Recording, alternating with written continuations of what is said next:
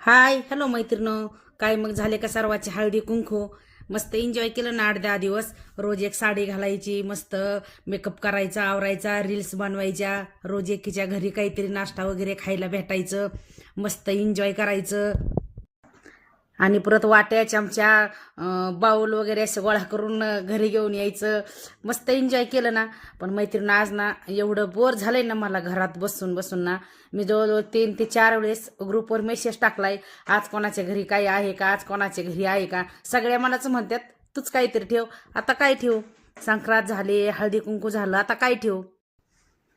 मैत्रिणी कोणाकोणाला बोर झालंय ना घरात बसून मला कमेंटमध्ये सांगा. आता माझा तर प्लॅन चाललेला आहे. मुलं आता झोपलेली येतं, झोपेतून उठल्या मी त्यांना कुठंतरी बाहेर काहीतरी खायला घेऊन जाणार. ते पण फ्रेश होतील आणि मी पण फ्रेश होतील.